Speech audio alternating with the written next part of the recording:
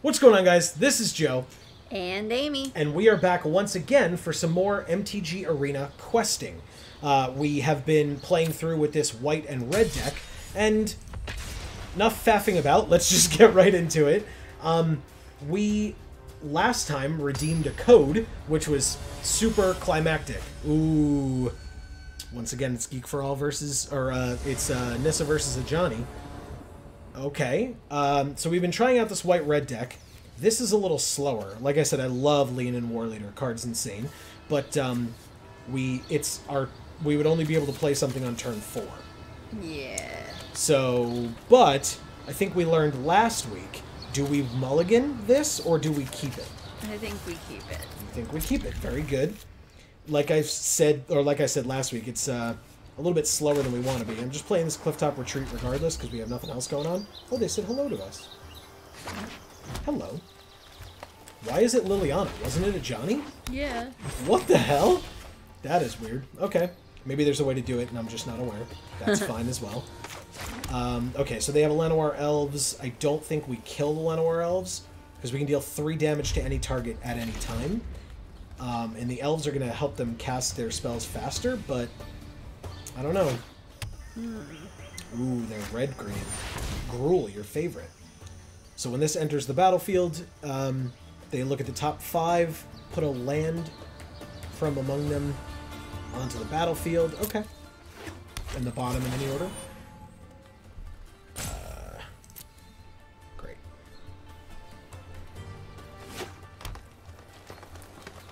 Okay. I am going to let them do their thing. And it's my turn. Okay, great. Ooh, okay, this enters tapped, but we can't do anything else this turn anyway because we need 4, so we might as well. And that will be our turn.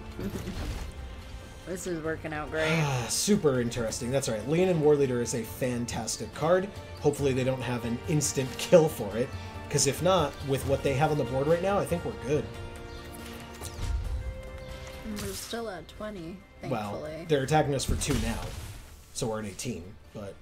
Still, that's pretty good. Yeah. Yeah, no big deal. Because again, we're playing a 4/4 this turn.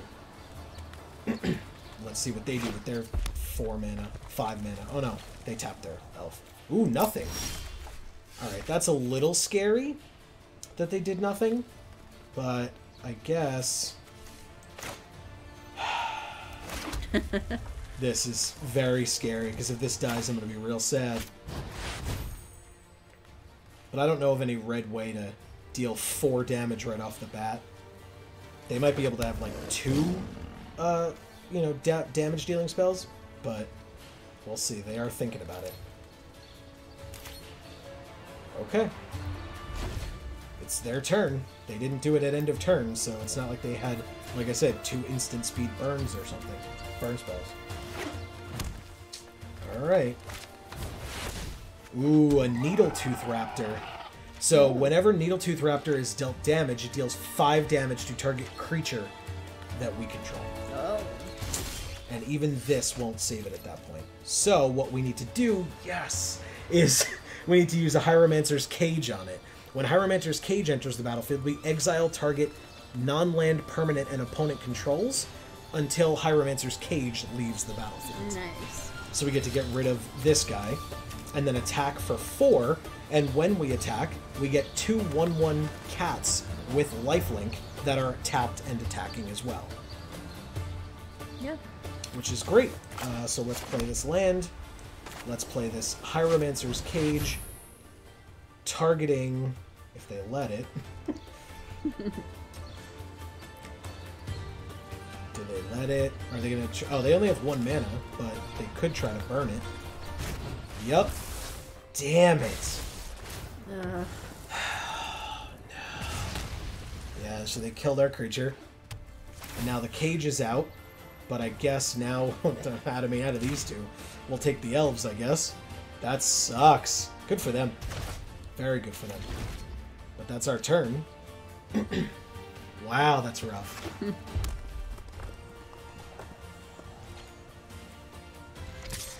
Well, we have enough land for stuff now. Well, yeah, we just have to draw it. And there's not much card draw in red-white. Okay.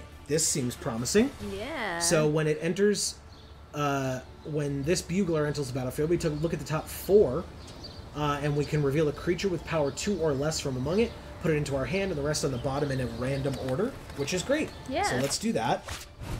We can play a land, because we still haven't done that, but we're going to do this first. Choose a creature with power 2 or less of the top 4 cards.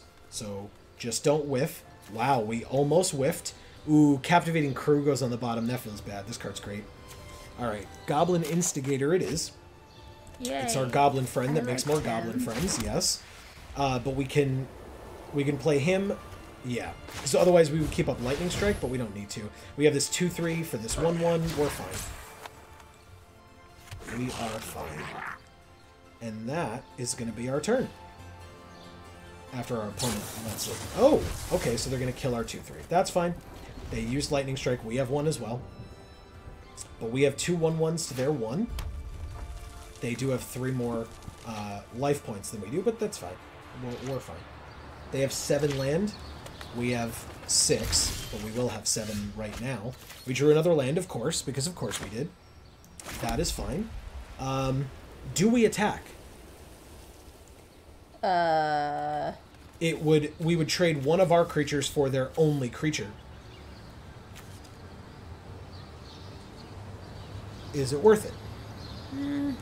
They have 2 cards in hand, we have 3. Yeah, I guess. Okay. Well, let's see if they're doing I'm something. starting to feel like we never will. Yep. Welcome to it. And, ooh, okay. So we'll attack with both. We'll get in for at least 1, possibly 2. Likely 2, I feel like. They are at 20. Interesting choice. Okay. We do have this inspired charge if they try to do any shenanigans. They didn't. Interesting. Okay. Yeah, let's end the turn. I'm surprised. Usually I would just let that 2 damage through, like who cares? Okay, so they have a 4/2. That is fine. We can kill that with this Lightning Strike at the end of their turn. Does that sound good? Yeah. Okay. So, end of combat, and right before we would click for our turn, let's see what else they play. They have 2 cards left, 4 mana. We have a Lightning Strike too that we can cast at end of turn. They're thinking about something. Okay. Very good. My turn. We draw. Ooh, okay. So our creature will get +2/+0 in first strike. That's pretty sweet. That is cool. I mean, the first strike isn't as relevant, but they are able to probably just kill it with a burn spell, which I think would be foolish, but, I mean, hey. They could.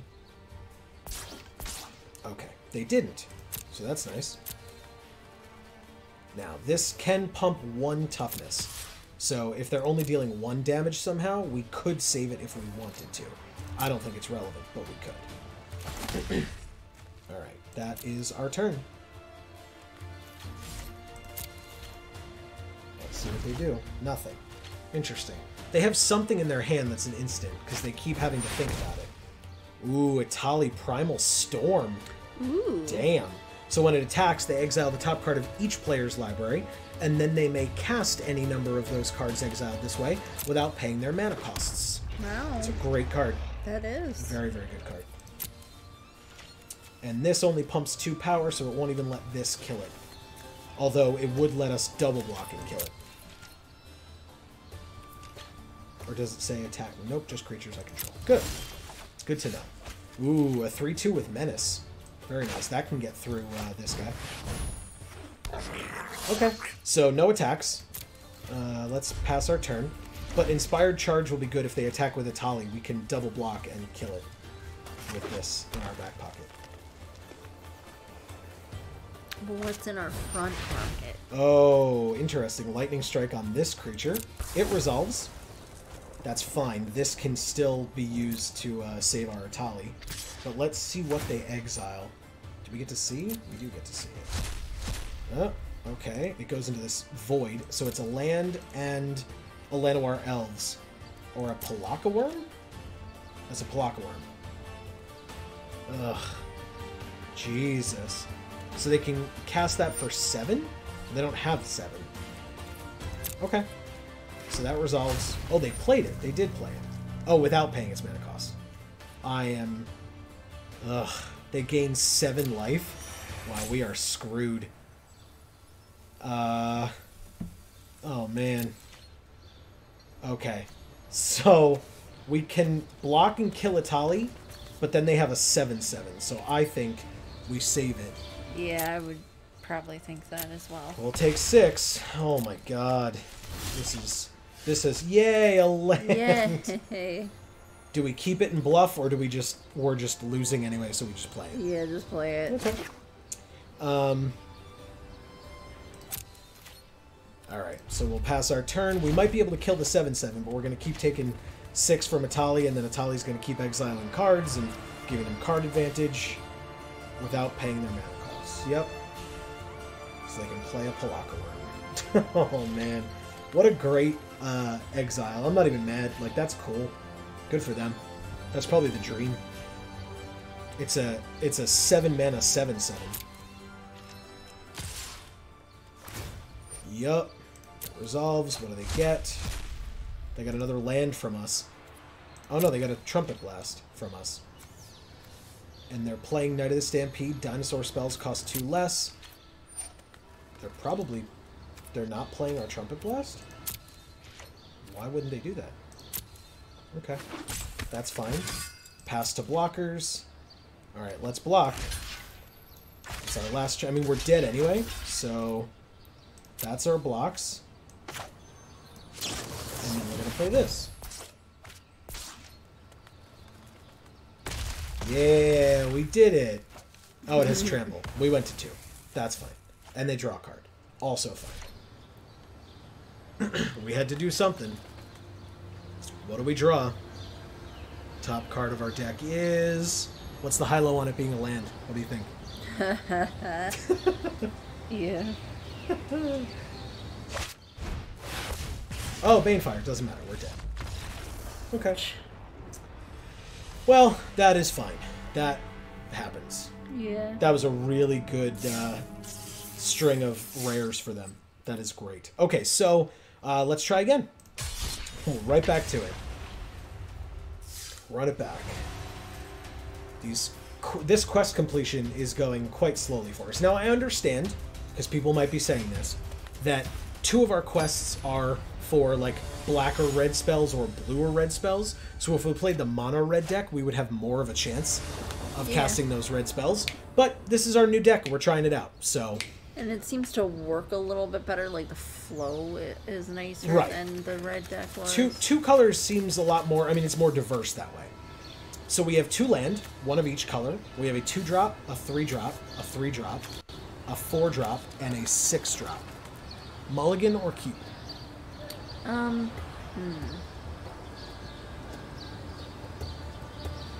What's the lowest we have? 2. But it's the one that pumps another one of our creatures, which we won't have. And then the 3 that we can play things with 2 or less. And I want to say mulligan, but I don't want to say mulligan. Yeah, it's still the correct choice.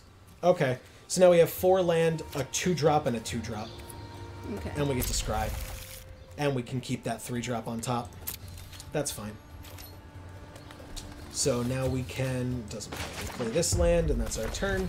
Next turn, do you want to play a 2/1 that when it dies we get a 1/1 vampire with lifelink? That's or cool. a 1/1 that when we play it we get a 1/1 goblin? Oh. I don't know.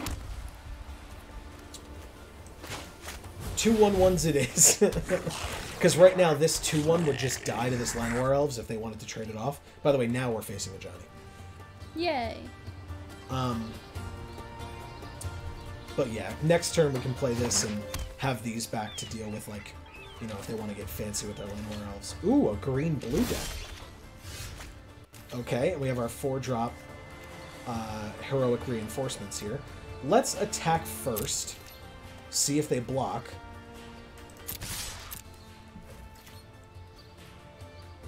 They don't. Makes sense. Alright, so let's play a 3rd land. Now, do we play our 3/2? Or our 2/1? I mean, I think it's the 3/2, right? Yeah. It's just the bigger creature. We use all of our mana that way. That is fine. They do have part blue, and they were thinking about something, so they might have a counterspell of some kind. Which means that likely our Heroic Reinforcements gets countered next turn. No. But that is fine if that's what they choose to do.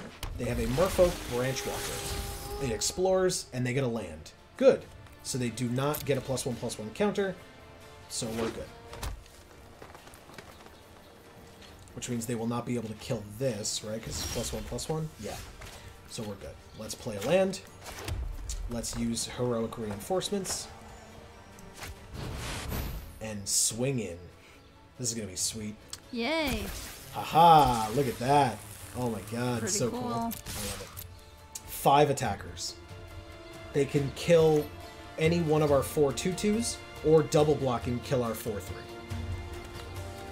In fact, double blocking and killing the 4/3 might be their best out. Yeah. Yeah. That's fine. I'm more than happy to do that. They take 2, 4, 6, 8 and go to 10. Yep, that seems good to me, man. Oh, they moved back. Oh. Now they're thinking. Because the 4/3 has menace, so they literally can't just jump block it. They would have to block with both. So they're only blocking one of our creatures and still taking the same amount of damage. Actually, more damage. But they keep a blocker back for something in the future. Interesting. Alright, well they have a 4th land. For such a low amount of mana, we ran this board. Okay. So they have a 2/3. It's a Merfolk. Creatures they control with +1/+1 counters on them can't be blocked. Yay. We can steal that creature. We can play both. We can play both this turn. We don't have to worry about the Martyr of Dusk yet, but we can play Act of Treason. Gain control of target creature until end of turn. Untap that creature and it gains haste until end of turn. Very and they have a 2/3 over here that we can steal for just such a purpose. Yay. And then they won't be able to block our 3/2. So let's play Act of Treason and steal their 2/3. I honestly don't know offhand if this makes us just automatically win. I don't think it does. 3, 4, 5, 6. No, they go to 2. Because they're going to block their 2/3. Why? Okay. Alright, fine. I mean, I'll play this blocker. I would have blocked the larger amount of damage. I mean, I guess technically it gets one of our creatures off the board, but I don't see the rationale behind that. Good game. Thank you. Good game.